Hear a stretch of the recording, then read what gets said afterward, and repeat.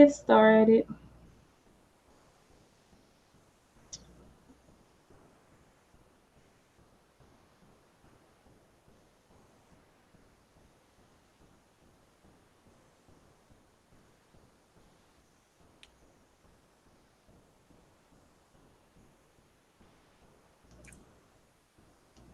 Just shared.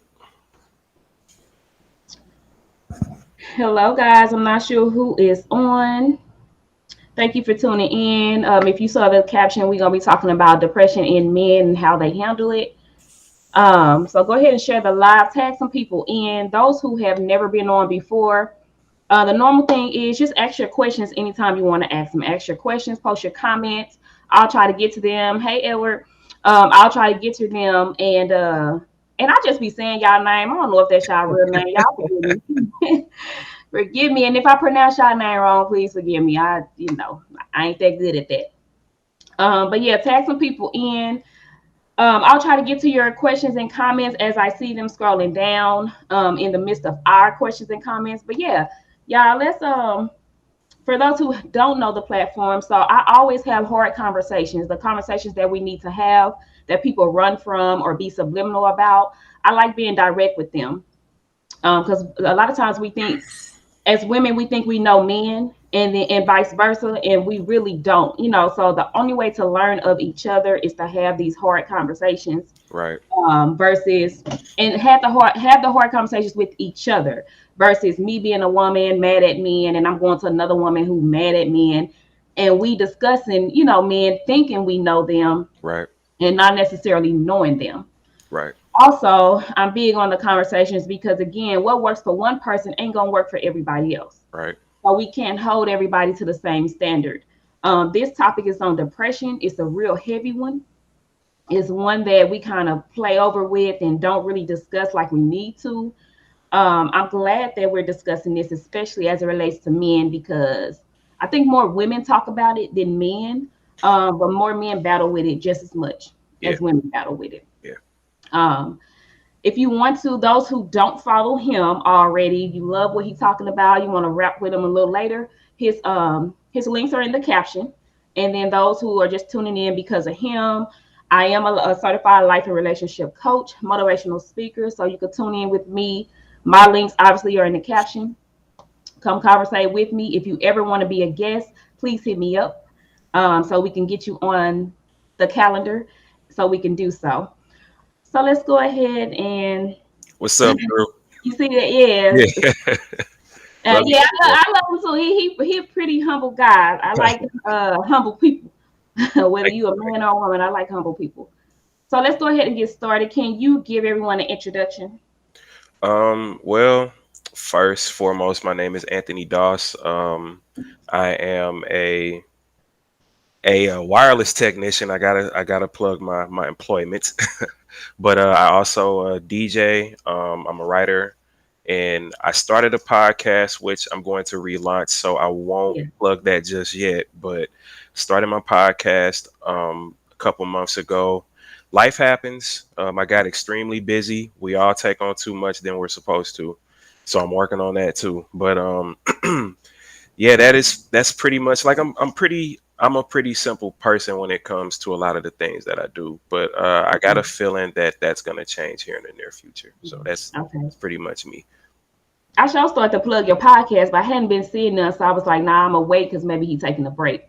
But Yeah. Edward, So I didn't mean to cut you off, but go ahead, go so ahead. I'm a student too. So school comes first and foremost. So if there's any parents listening, school comes first. And when the football season kicked off for the kids that I coached, that was pretty much a second 24/7 job. Even when we weren't practicing, I had to figure out, well, how can I reach these kids better so they can understand everything that I'm saying? And at the same time, I got to make sure that when I'm yelling at them to do something and they're not doing it right, I got to make sure that I reevaluate my approach. So a lot of that was going on, and this was my first year, so I did really focus more on school and coaching. But with the upcoming Christmas break, I will definitely be relaunching that podcast. I'll give it its proper launch and response. Okay.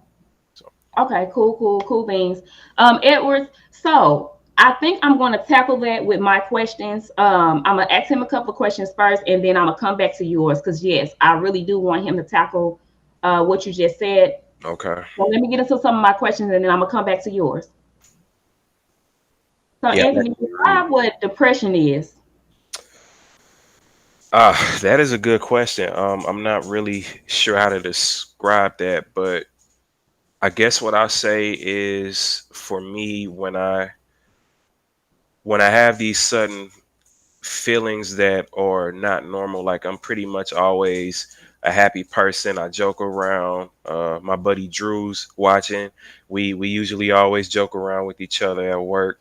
But there will be moments where I'm just like, no, not today. I'll still joke around, but it's more like it's a feeling of overwhelming sadness, and it's like, why am I feeling like this? Where is this coming from? Like, I'm getting hit with all types of different emotions. Like my mother or anybody that's older, they say my nerves are bad. Like that's kind of that's what it feels like. It just feels like I just don't want to be around at the moment. And that's Mhm. not to say that I'm suicidal or anything. It's just that I want to close myself off. I don't want to be bothered. The only person that could bother me at the moment is my dog, Yes. because dogs don't understand no. They always understand love. So that's the only person that usually could get into me. But that's, to me, that's what I would say depression is. Yeah, I love how you said depression, it doesn't always mean you're suicidal because I think we do have that thought of not admitting that we are depressed because we don't want people to feel like, oh, you're suicidal. So Right. I'm glad that you said that because no, depression does not always mean suicidal, but not getting help for depression would it can definitely lead you to being suicidal. So that's why it's really important to go ahead and speak on these things, try to know the signs, try to know Right.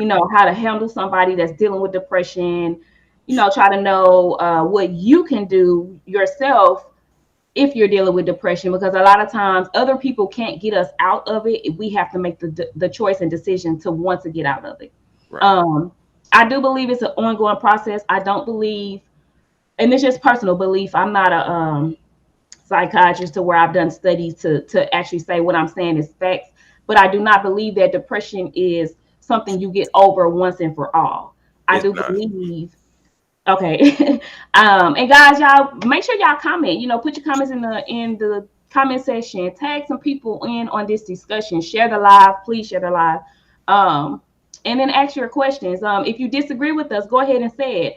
I'm a life coach, so I'm in a headspace, and I just froze up. I'm Yeah. in a headspace where I know how to handle disagreements. I know how to be okay with somebody telling me that I'm wrong.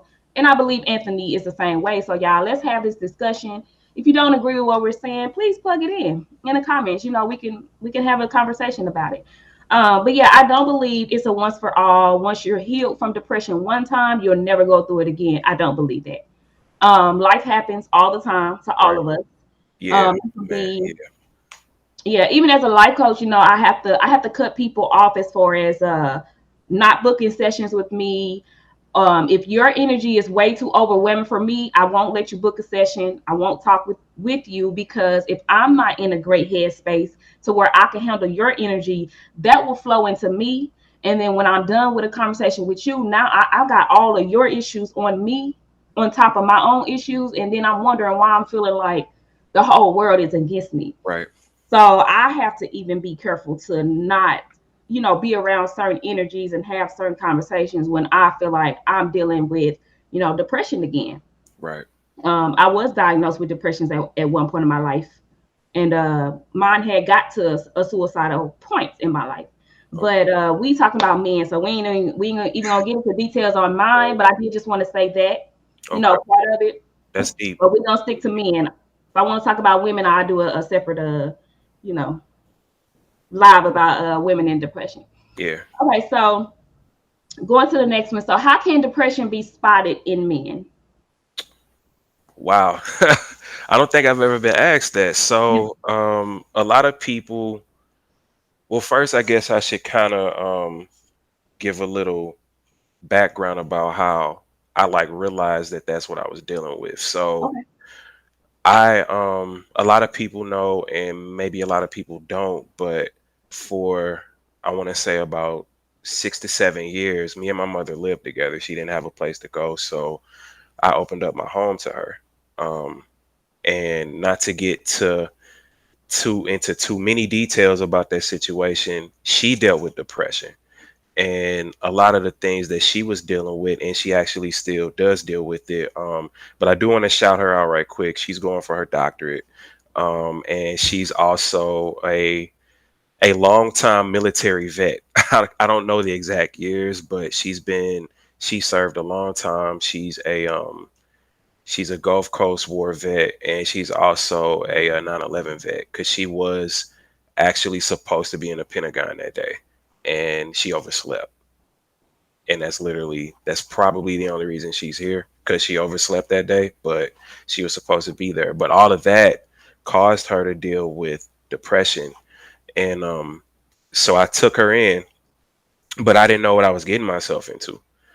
And as she was dealing with things, the way that she dealt with things caused me to remember a lot of things that happened to me as a kid, and that kind of set me back into a mode of, I don't want to be here. I got to get out of this house, and that's my house. I didn't feel like I was not necessarily welcome in my home, but it no longer felt like a safe space. So I'm doing anything and everything to get out, and one of my friends was like, stop, you need to go seek help, because if you're feeling like that, you need to be on the phone with a therapist now.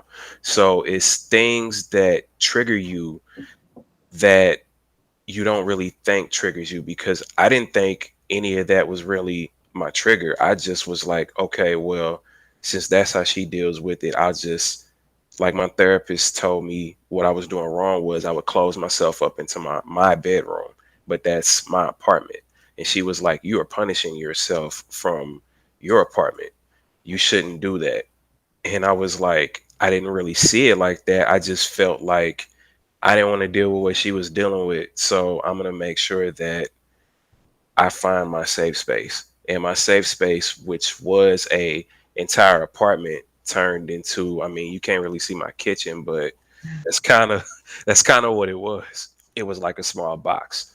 And so when my friends saw that, that's when I went on ahead and made my first move was to seek help. Yeah.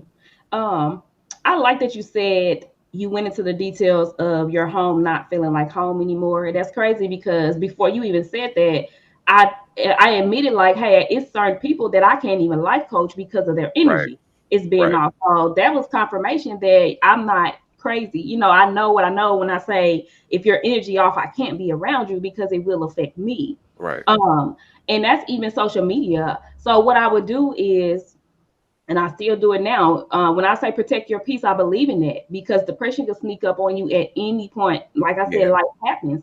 So I will snooze people for 30 days. I wouldn't necessarily unfriend. mhm, I think unfriending is kind of personal. But right, I will snooze people for 30 days. If I have snoozed you at least twice and you're still messing with my spirit, because of what I do with my brand, I know a lot of people need to hear what I say. So I don't right, unfriend you, but I would just unfollow you altogether because I have to protect my mental and my space and my energy. It's my brand. So right, why would I allow somebody else to come in like and it's is and what I'm gonna say is no disrespect to your mother. So right, try to, hopefully you don't take it that way. And I'm gonna try not to say it in a way where it feels like disrespect. mhm, But that's why we have to be careful when we allow other people in our space to take over, what's supposed to be our safe haven with their negative energy, right, but like I said, life happens, and sometimes people don't know how to heal. So when you do take in these people in your space, in your home, in a friendship, in business, whatever it is you're doing, and you notice that they are negative, I wouldn't always say cut them off, but I do believe that's why we have to be in a headspace to know what tactics we need to keep ourselves balanced and leveled, right, so that we don't soak up their energy. Edwards, he said, I've experienced that as well. So, Yeah, I saw Edwards, that. my next question for him, I'm gonna let him answer this, but I think after this next question, I think I am going to go ahead and tackle your question because I believe it follows in line with what this next one is about to be. So, guys, again, if you're on, please comment, ask your questions while we're here. We'll probably be on for another like 40 minutes. So get into this discussion, share the live, tag some people in. Y'all make sure y'all follow both of us. I talk so fast. It's all good. So I do want to respond to that statement though, right quick. So Which when his? not his, Oh, when we okay, okay. said that we have to be careful with who we take into our space. Go So ahead. that is correct. We do. Um, it's different when it's a parent. That's the only thing. It is different when it's a parent, and especially from my situation, my mother had to have an emergency cesarean with me because, and she told me what happened, and it's kind of funny, and I can see that this being the truth. So my granny, may she rest in peace, she passed about, I want to say, 8 years ago now. Mhm. She told my mother to not reach for anything above the fridge. Now I don't know if this is how that actually works out, but while she was pregnant with me, she told my mother not to reach up above the fridge. My mother is a rebel. I love her to death, but she's a rebel. So she Most of did, us are. yeah, she did it anyway. And so what happened was my umbilical cord was wrapped around my neck. So when they went to try to get me out, they couldn't. So they had to cut me out. Mhm. So every time she was mad at me as a kid, she was like, she would always say, I had to have you the hard way. You come home and you ain't cleaning your room and blah, blah, blah. She was just extremely upset. Some parents, Mhm. they get too extreme. But when I thought about that, I would think about that when I was taking her in, I was like, well, if the situation was reversed, I wouldn't want her to be out on the street because that's kind of how she hit me with it. She was like, she had nowhere to go. So she didn't know what to do. And so, yeah, I took her in. In hindsight, when I look back at it, should I have found, should I have tried other options? Probably because I didn't know what I was dealing with. But yeah, I do agree where we do got to be careful with who we take in because we don't know what type of energy they're about to bring. But with parents, that's where it gets kind of difficult, and I'm saying that because I've noticed that when I talk to other people that have similar situations with their parents, it's like my mom did me this way, but that's my mother. I love her, and it's hard for them to push them away because that's your parent. So that's That's kind of what I wanted to say. no, and I totally agree. I think everything is case by case. You know, like I said in Right, the beginning of the panel, nothing. There's no one for all answer right, for a lot of things. That is actually another discussion I will have in the future. Sometimes we, because I'm dealing with that with family. Sometimes we use that title, and you yeah, know, the title. That title will keep you in bondage, but everybody's not worthy of that title. You know what I mean? Like, right. but that's another discussion. We ain't gonna get into that. So I understand. let me let me go ahead and get to this next question Okay. with you. So what are some things that might send men into depression? That does tie into Edward's question. So for me, one of the things that did kind of tie me into depression was failed dating experiences. And I call them experiences because they didn't necessarily lead to a relationship. Or there was one relationship that did fail. And I was like, dang, is this really what is gonna be my dating life? Is it gonna just all of a sudden that's it? Like, cause like they say, like it's true, like you can love a person one day and then all of a sudden you can hate that person. And hate is such a strong word, and I was definitely taught not to use it, but that's the truth. But it's the Like truth. Yeah. like right now, like me and you are cool, but who's to say tomorrow you like, you know what? He said something in a podcast and I just Mhm. don't dig it. And yeah, I don't like him no more. Like that's literally how people, that's how people flip. And of course, I'm not saying that's what's going to happen, but Yeah. people do change like that. And it's sad. And I think that on top of with what people deal with today, like being jobless, this pandemic where we were all stuck inside the house. I mean, I was an essential worker, but even being an essential worker, on that side, I was like, I don't really want to be out here because I don't feel like it's safe. So every day I'm like, I'm risking my life for a cell phone cabinet because Yeah. that's the type of stuff that I work on. So I'm like, I don't know if I really want to be out here right now. Like I would much rather be home. But then on the flip side, when I was at home and I couldn't do anything, it was like I want to get out. So you got that. And then like I said, with the failed relationships, for me, like I would date someone and then all of a sudden it's like I didn't feel like I was ready. Not me, but that's what I would get. I would get those, yeah, it's hate to say it, it's those it's me, not you type of ordeal. I would get those stuff like that. So I mean, you got that. Not being the quote unquote head of the household, um, losing your job, feeling like you failed. It's a lot of things that will send men into a depression because as kids, I do say I'm an 80s baby, but I'm really a 90s kid. But we're taught that men are supposed to lead. And if we can't lead, then we feel like we have failed. Um, so guys, I'm gonna go ahead and go to Edward's comment in a few, but if y'all want to answer exactly what I just asked him, what are some things that might send men into depression? If y'all could just plug them into the comment section, so people who come on even later can just kind of read those type of things, because some people, they may not know that's what it is that's sending them into a depression. So I believe like once you're aware of certain things, because we aren't taught these things, a lot of things Right. we're learning the hard way. Um, but it's because a lot of people before us, our parents, and as a lot of people like to say, even our ancestors didn't have a lot of this knowledge Right. that they, sent down to us. I told somebody the other day, uh, they was built off of survival. Like our ancestors and all of them, they were not built off of love. It was built off of survival. What can we do to survive as a whole?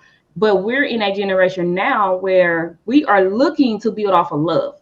And so that's why we are having these issues. And I believe that's why a lot of us too are dealing with the depression, because we're trying to do it what we know, and then we're trying to do what we know, if Right. that makes sense. So, Yeah. um, so let me get to his question. So Edward, before I get to his question, he said he nailed that Yeah, I question. saw Those are that. the main reasons. Yeah. So if you guys know any other reasons of why men in particular fall into depression, go ahead, plug it in the comment section. So let's get to his question. Thing coming up. Okay. So Edward said, make sure we discuss how women react to a man trying to suppress his own depression. Did you freeze up, Anthony? I didn't, but you Okay. did. It ain't coming on the screen. Wait, what happened? I saw it, but I didn't want to jump out and say, "Oh, I see the question" and take Yeah, over. we But we both freezing up.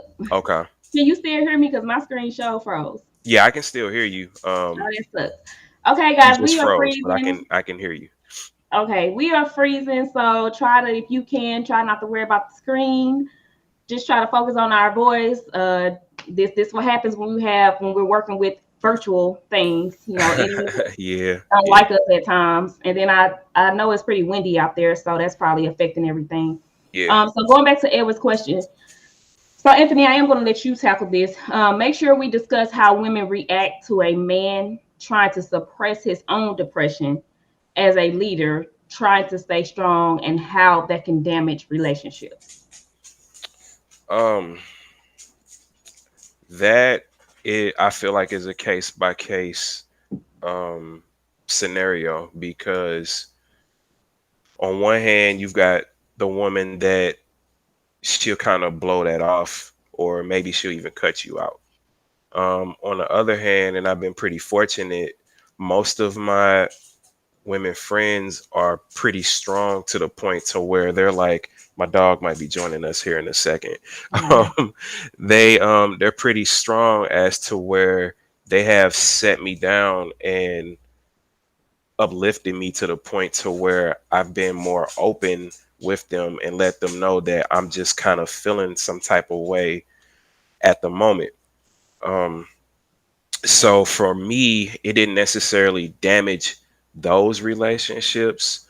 Um, and I feel like it's because that people tell me all the time I'm a good person, so they want to make sure that I'm okay. So even if I don't let them know how I'm feeling right away, they will always circle back and say, "Hey, I just want to check on you and make sure you're okay. I know you're not ready to talk right now, but how can I help you?" And as soon as I hear that, it triggers that emotion to open up a little bit more and say, well, I'm dealing with XYZ. And there's also these new letters that I didn't even know that was going to come into the picture. And so I'm just feeling a little bit overwhelmed. And so literally sometimes all it takes is a, hey, I'm here for you, and even a hug. And then I feel like I'm good for that moment. But as far as the other hand, some women just, like I said, they just walk away and they just let it go. And that friendship or that marriage or the person that you're dating at the time, it pretty much could have just killed that relationship depending on how that woman reacts. Mhm. She might come back, or she might not. She might just say, "You dealing with too much right now. Um, I'm gonna take a step back, and then I'll reach back out to you when I feel necessary." And actually, I just kind of went through that, but not really, because what happened was she did say she wanted to take a step back, but it was more so, "I'm gonna stick around while you're down. We're gonna slow things down a little bit, but I'm gonna still stick around. I'm gonna still lift you up. I'm gonna still be in your corner." And so it felt different. It was more so like a, wait, what? Because people not used to that. You're Mhm. used to the other where, yeah, I'm gonna take a step back. It's me, not you. I'll talk to you a little bit later. But for someone to tell me that, I felt like it made the relationship grow a lot stronger. Yeah, yeah.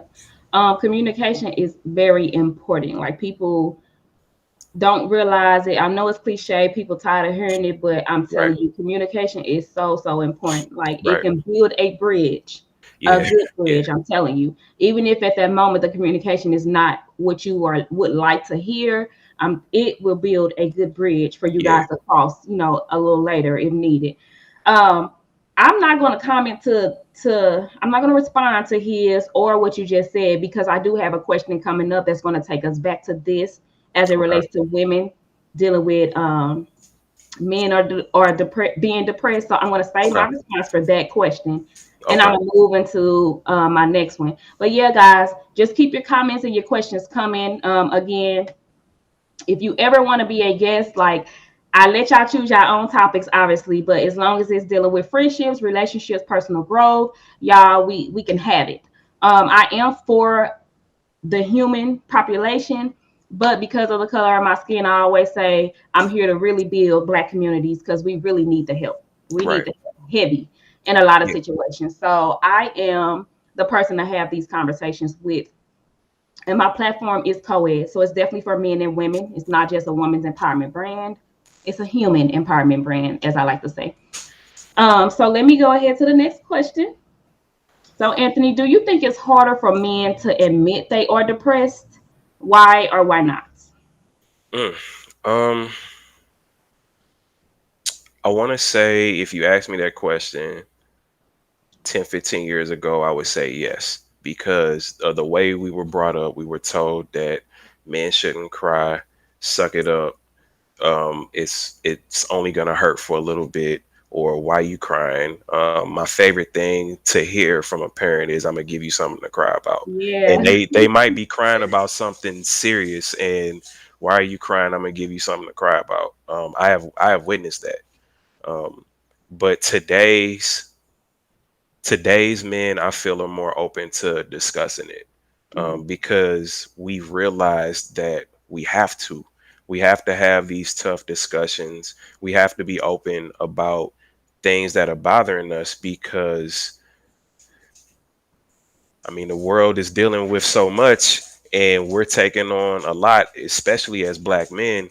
we have to be more open. We have to rebuild our communities. We have to rebuild that village. It does take a village to raise a child, but that child is still a child in that village, no matter how old he gets, because I could, like, I'm 36, but there's still people that are older than me that they still give me parental guidance. There's people that, like, a lot of my friends' moms, they claim me as their son. They still treat me as I'm that kid that came and ate up all the food in the fridge and drank up all the juices and sodas and spent the night when they didn't want me to spend the night. They still, I'm still their kid. And so as we grow older, we're still that kid. So we still need to be able to cultivate those relationships and still need to be open.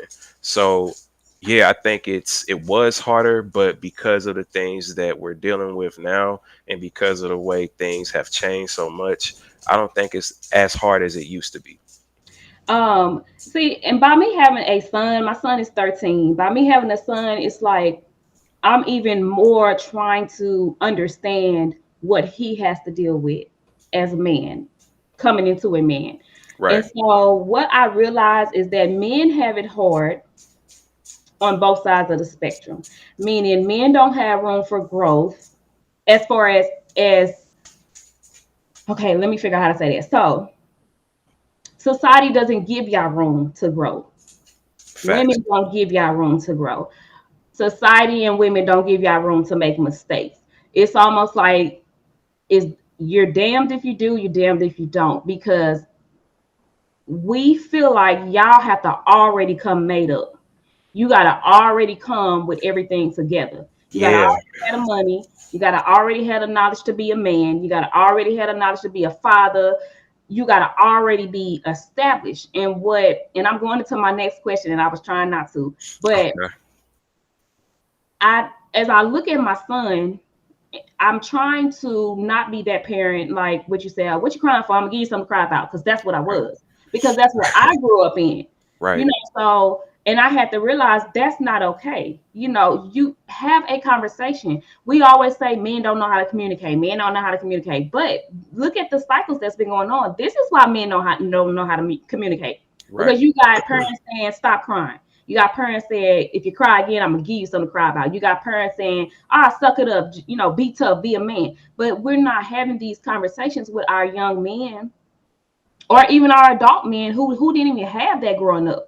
Right. That's what we gotta realize too. Just because they are grown, don't mean they were given the tools needed to actually be the man they should be, you know, the mature man they should be.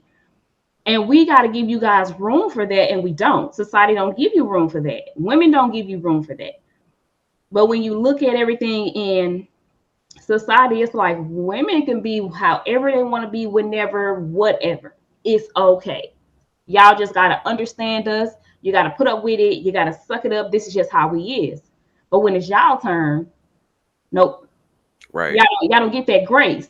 So it's almost like we don't understand like these type of things, making men have to be macho all the time, making men have to be this perfect image. That's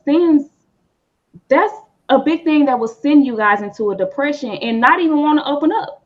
Because it's like you ain't gonna care. If I do, you're gonna call me a B word.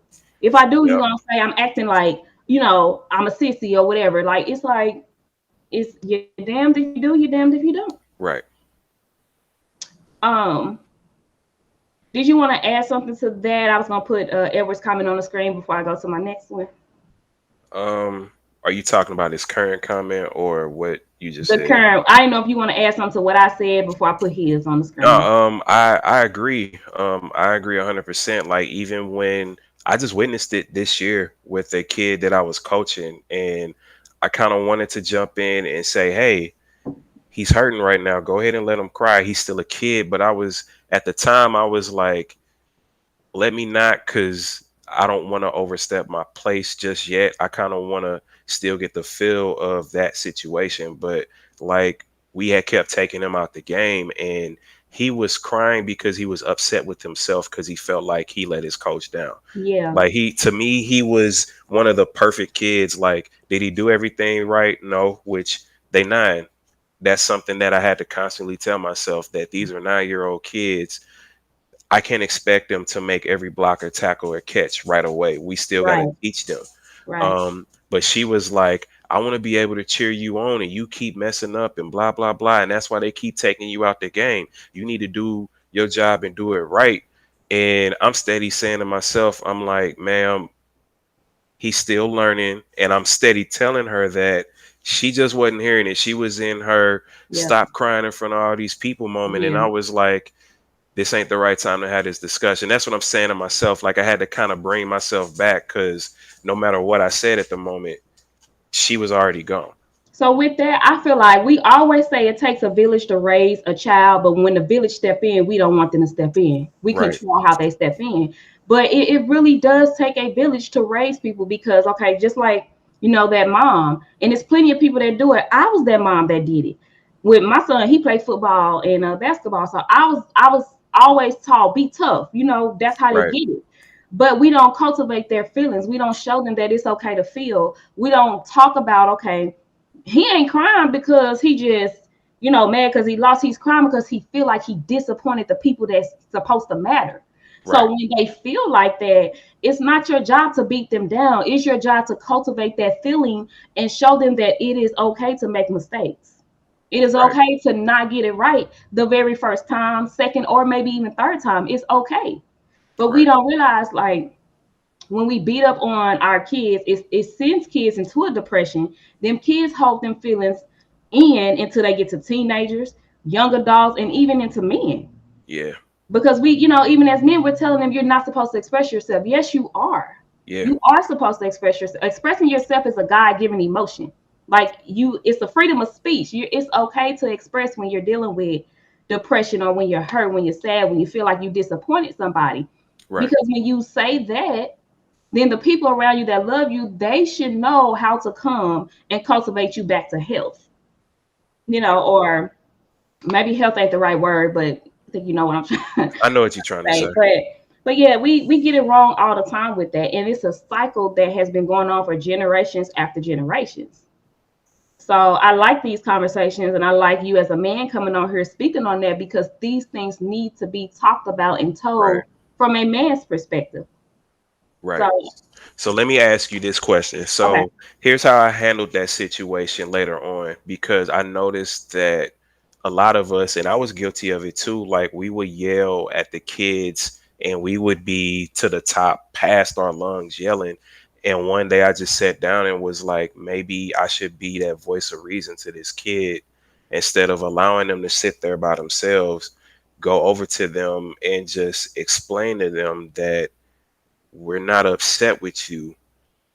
This is what's going on. Yeah. That way, that way we not beating up on them because I did have one parent comment. We've got a group chat, and she was like, "My son's always asking me why is my coach always mad at me?" And she said that they're not mad at you. They're just trying to. They're not mad at you. Don't focus on how they're delivering it. Listen to the message. Well, I didn't comment, but in the back of my mind, I was like, they can't listen to the message if we constantly yelling. And we didn't necessarily lose a game because of that, but because the kids saw us lose composure on the sideline. You as a coach and a parent, we can't get out of line on the sideline. So we got like 50 to 60, maybe 70 yards in penalties. Whereas if we would have just kept our composure, none of that happens. And so one of the coaches was like, man, we need to focus on being calm because when they see us lose control, they lose control. And now they feel like they can't do something when in reality, they've been doing it the entire game. So my approach was from, I'm not gonna, I won't be that coach that yells, but I'm gonna be that coach that comes up to you and say, hey, how you feeling? Are you okay? Don't worry about how he delivered it to you. Let me explain to you what he was saying and let me make sure that you understand what's happening. And I noticed a change in a lot of the kids where they started to gravitate towards me more to the point to where if I showed up late, it was like, Coach Doss, why are you late? We looking for you to be here. So when I noticed me doing that, I felt like I became a better coach. So my question is, would you prefer your son's coaches, or would you prefer someone in your son's village to not, I guess it wouldn't necessarily be undermining you, but it would be so more so helping get the message across, but in a lighter tone. I do prefer that. Um, and I do prefer that because look at what's going on today. We're always talking about how men, all they do is shoot each other now. All you do is kill each other. Right, You don't know how to control your emotions. Well, here's right, the thing. It goes back to what you just said. Some of these people probably never was in sports. So, maybe they didn't get that disrespect in on the side of sports, but they got it from home right. because a lot of them were raised in single parent homes. So you got to Yep, think, even though the dad wasn't there, what are these kids around? They're around mom always snapping on them. They're around right, mom belittling them. They're right, around mom saying, just do what I said, don't ask no questions. They're around that type of energy. So you got to think, we are putting fear in these people, in these, young men, to where as they grow up, they don't know how to release these emotions in a proper way. They don't know how to talk things out. All they know is, well, this is how it was done. It was done through anger. right, It was done through abuse. It was done through disrespect. So guess what? That's the only way I know how to get it done. right, So it's like at what point do you break those cycles? Like, you don't always have to put fear in somebody to make them do the right thing. Have a right, conversation. Make them stop making them feel right, inadequate. right, And even okay, let's go to the adulthood of you men who are trying to get it right, who are trying to build a better path, a better way, a brand, a career, whatever it is you are doing. Let's go to you guys. When you have women, sisters, whoever in your life that are beating you up every time you make a mistake, it makes you want to give up. It right, makes you never want to try again, because a lot of you guys may love the person so much that you don't want to disappoint them anymore. So right, how do you not disappoint them? Just don't do it. right, But we don't realize that's not the right way to go, because if you don't do it, that means now you're literally not doing anything. So then now you finna get called a deadbeat. Now you finna get right, called a bum. So we do need to figure out how to get our point across to people while also building them up. And right, it does start with our kids, but I'm not really a youth, brand type thing. I'm focused right, on like adulthood. So while it does start in youth, I'm here now on how do we correct it happening in adults. You know what I mean? Like, where do we right, start with getting these adults, getting the men out of depression? Because I am a firm believer that the men, I don't care how many boss women there are in this world, men are the head. And that's just what I believe. I believe that's how God created it. It okay, doesn't matter, how much money a woman making over a man or whatever the case. I solely believe men are the foundation and the head of it all. So it's like we have to get our men together. We have to care about our men before the family can flow, well, or it's gonna stay right, broken.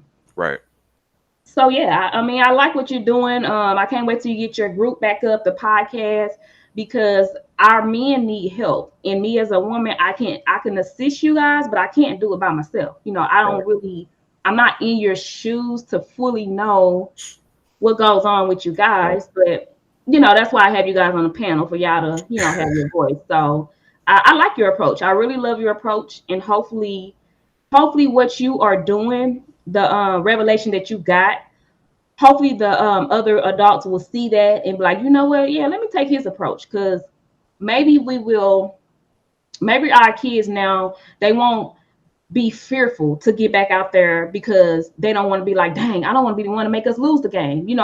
Right, It's to get them to the point of knowing I can conquer anything. Even if I lose the game at that moment, I can conquer the next one. right, You know what I'm saying? But beating them up, that's not gonna that's counterproductive. We think it's productive, but it's not. right. They hold that to their heart, and you don't know what they do when they go home. Like, dang, I ain't gonna never be good enough, man. Everything I do is wrong. Think about that cycle. Yeah. One guy that was good at that. This guy, he's got his gym in East St. Louis. His name's Kevin. You might know him. He's the Grind Fitness. So it's right there. Oh yeah, Yeah, okay, okay, he was good at that, and he made a post one day, and he said he had a group of girls. He was coaching basketball. This was their first time ever playing basketball. they were losing, and he didn't focus necessarily on them losing. He focused on everything they did right, and he Yeah. kept telling them that if you grind, which is his thing, if you grind and continue to work, you will get better. Yes. They Yes. started winning tournaments. I was Yes. like, that is the approach that we got to take with not just that, but with everything. I With mean, everything. even when I'm at work, I feel like if I don't know something, if I keep trying and keep pushing myself and keep trying to learn it, I'm gonna eventually get it. And I'm also training at work too, so my coaching has just been. I'm almost like a overall coach in everything. But Yeah. if you just if you keep, I don't want to use the word nurture, but I guess that's the only thing I could come up with. It's a good one. If you keep nurturing a person and keep feeding into them, keep feeding into that brother, eventually that man is gonna blossom into what we need him to be in life. He's no longer looked at as that failure. He's looked at as somebody that overcame an obstacle, because obstacles don't go away. He Yep. overcame it, and he matured and said, all right, I tackled this. I'm now good at this. If I can do this, then I can take this to my household. I can make sure that I'm leading better. I can make sure that I'm a better role model in society. Mhm. And that's what we need more of. We do, because you got to think words are seeds. Right. So when you're planting something in somebody, what are you cultivating it to grow up to be a bad seed, or are you cultivating it to be a good seed? So we definitely need to nurture, everything that we do. We focus so much on a bad, but here's the thing: it's okay to call out what's wrong. That's Right. okay. But if you don't have a solution behind it, then you're just as bad as the thing that you're calling out wrong, because Right. you're adding to the problem. If you don't come with solutions, you are the problem just as well. Right. And I totally, believe that. Like, don't call it a problem without coming with a solution. Right. So before I go to my next question, so Edwards, I don't even know if he's still on here, but he said, yes, ma'am, and a lot of guys give up. That's why the prison system is full of that. Go against society, which creates a different chain of depression. And I think it goes back to what we were saying earlier, Right. like men are shooting each other and fighting because they literally don't know how to communicate, because we didn't teach them that. We Right. didn't teach them like, hey dude, you're not weak if you go and try to resolve this with your brother. You're not Right. weak. We Right. teach them be the biggest baddest, don't let nobody play over you. And that it's not a productive cycle. Right. And it's time to get out of that. So then we are a little bit over time, so let me go ahead and try to rush it out. All I'll right. do two more questions. So, how Okay. can women help men who are in a depressed state? Um, damn. You've been asking me some good questions that got me like, I gotta think about that. Um, well, one of my good friends, her name's Gabby. She just recently got married last summer. Yeah, I think. I can't remember. It's been so long because they've been together for so long. Um, she was real good at that. Conscious conversations. I don't know if you remember that panel. I was a part of that for a while. Mhm. We didn't get a chance to cross over into Illinois like I would have wanted to, because we took on it grew. Once we did the first one, it just took off. Yeah. Um, but she was good for that. So like I said earlier, she was more uplifting. Actually, at one of the panel discussions is the first time. Well, not the discussion, but it was a group meeting planning the next Conscious Fest. That was the first time I like actually openly talked about dealing with depression. And the first thing she did was she texted me the next day and said, "Hey, I'm proud of you for being open to speak about that, because we were there to talk about how we're going to plan out the next festival." And when I stated that, a lot of the brothers that were there, they openly said, I too deal with things from time to time. And good job, Doss. I think you can do this. I'm glad that you're taking the steps to help mend and help heal. That was the biggest thing that she said and that they said was, you're helping yourself heal from things that you dealt with. So just be more encouraging, be more uplifting. The wrong thing to do is to say, well, I don't think you need that. Maybe you could just talk to me.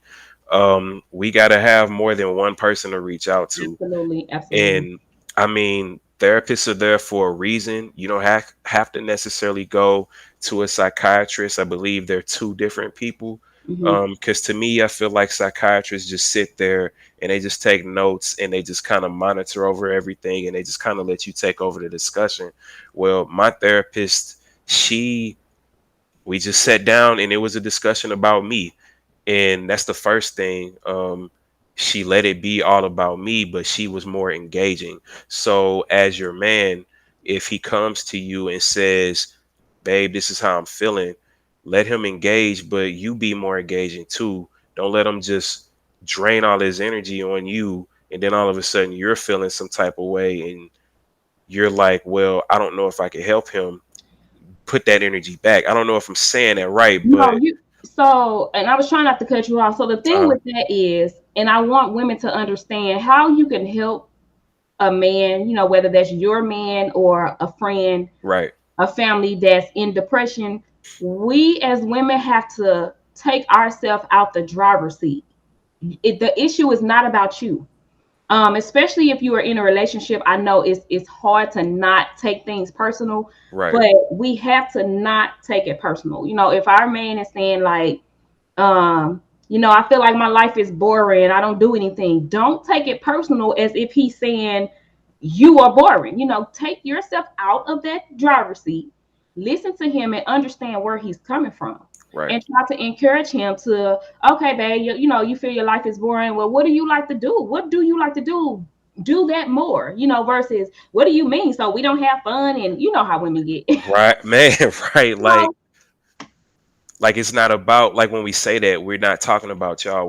yeah, We're literally saying us. yeah. Like And we're that's why I said trying to figure it out.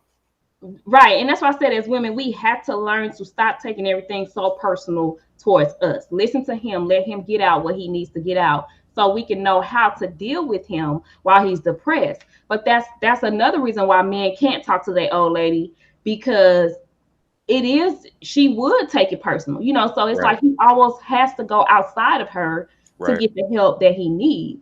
right. Um, but do you have anything else to add to that before I go to the next question? No, I feel like I would just be adding more of the same thing that I'm saying. Okay, So okay. yeah, no, Yeah, just that's so it. ladies, just be a safe haven for him. Just like we say, black men protect black women at all costs. Listen, black women protect black men's mental at all costs. Be a safe space for him, especially if you his old lady. Be a safe space for him. Okay, so going into the next one, this is the last question before we close out. So Okay, anybody that's still on, get your questions or comments in, because this is the last question before we close out our panel. okay. Um, so, how can men help other men when they notice that they are in a depressed state? Well, I don't know if my buddy Drew's still on, but I gotta shout him out because when I'm at work, he's one of the guys that'll come up to me and be like, "Hey, Doss, you all right?" And that's literally most of the time. That's literally all I need is, "Hey, are you all right?" Yeah, just if you notice it, just walk, just a hi, just a gesture is like, "Hey, you good? You need to talk," or yeah, I'm just making sure you're good. And that person, that brother may not automatically open up to you. And at first, that was me. Like, I didn't automatically open up to you.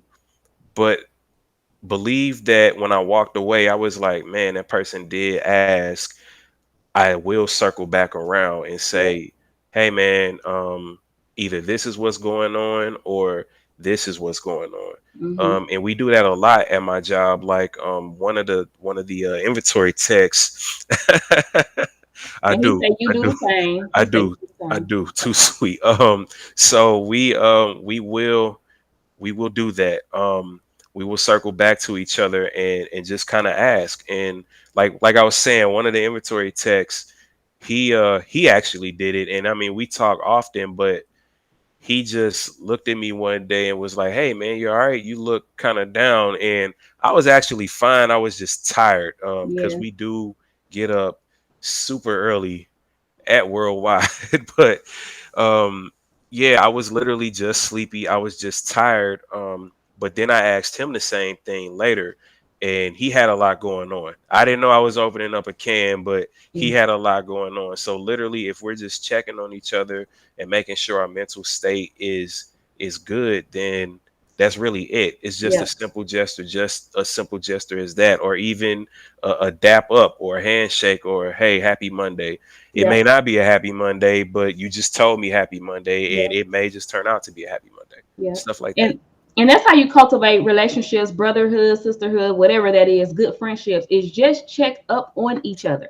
Like Right. the person might not be comfortable yet with spilling out the beans, but if they see you are consistent with being concerned about them, then they may go ahead and open up. So I agree. Just check up on people.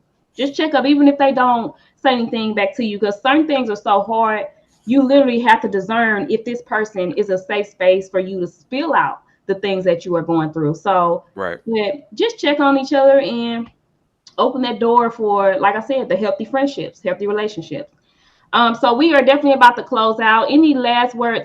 Well, before I do that one, so anybody that has been on the panel or is still on, if you would like to be a guest on my platform, please, please, please inbox me so we can discuss a topic and get you on schedule. Let's keep these conversations going.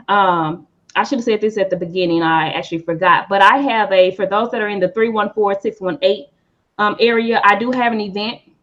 Me and another one of my friends, we have an event in January 22nd. It's on are you an asset or are you a liability? And That's it's a pretty deep. co-ed event. So we want men and women there because we are trying to cultivate healthy people so that we can cultivate healthy relationships.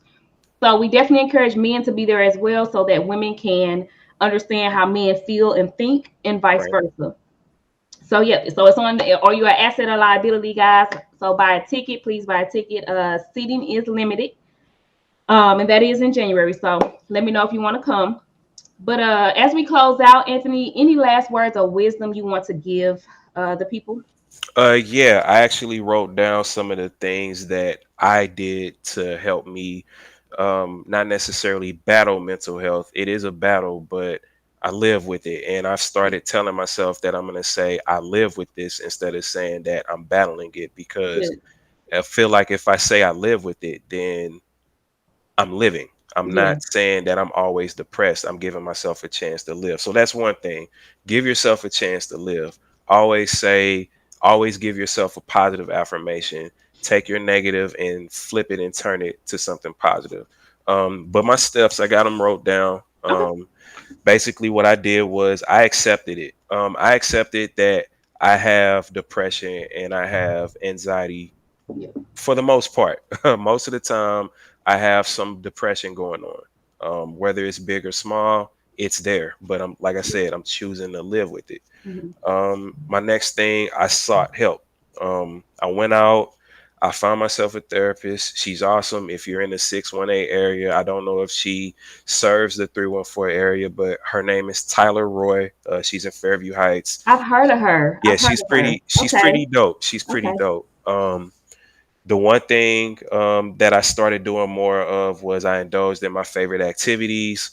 Drew will tell you I'm really big into wrestling still to this day. So I'm a big kid, and because when I came to your house for that cable job one time, I talked about video games a lot. But it Yeah. helped you help your son with something. So I Yeah, it I did. thought that was a good conversation. So I indulge in my favorite activities, whether it's video gaming, playing music, DJing, cooking. I love to cook. I love coaching. I love being a mentor. Indulge in stuff that you like to do. Yep. Um, Yep. and then once you feel more comfortable, be more open to talk about it, because you never know how you're gonna help somebody out. They might want to open up about it, but they don't know how to. Yeah. I was in my graduation yesterday for this program I was in, and I couldn't believe how many people said that we appreciate you because we've been wanting to talk about this, and the fact that you're doing it, I am now more open to talk about it. Yeah. And then the last thing, prayer. That was the first thing I told my therapist was I pray a lot. I know that a lot of people aren't big into religion. Mm. I will say that I am not by far a religious person. I'm a person that believes in God. And I had to deal with a lot to get to that point. So I Mhm. know that when I talk to him, or if I talk to her, because I know a lot of people believe that God is man or a woman, or they just believe it's a spirit. When I Yeah. talk to God, I know that he's listening. I know she's listening. I know someone there is listening to me. I know they hear my cries. I know they hear my thank yous. So if you are a praying person, even if you believe in another form of prayer, do that, because you never know how much better you will feel if you just take the time out to pray. Yeah, I agree. Those are good points. I do agree with them all, especially the fact that you said you did video games, you did what you liked. That is a way to help bring you out of depression. Is stop focus on the things you don't like and start focusing on things you do like. Right. I do believe as adults we forget to sometimes be a kid. I know Yeah. it sounds, weird, but yeah, be a kid. Like Yeah. find your inner kid, the thing that makes you happy, and just go be it. Right. It's like I know I'm not gonna say this right, but happy yourself out of depression. I get If that makes it right. like, do what, as long as it's not hurting anybody else, as long as you're not killing anybody else or affecting anybody else, do exactly what makes you happy to Right. happy yourself Right. out of that depression state. So, well, I thank you for coming on. Like I said, No we did go problem. No over, problem. but it was a good conversation, good It was. discussion. Thank everybody for tuning in. And we will see you guys. Make sure you follow the page, the podcast. We'll see you on the next live panel, hopefully. All right. Have a good Saturday.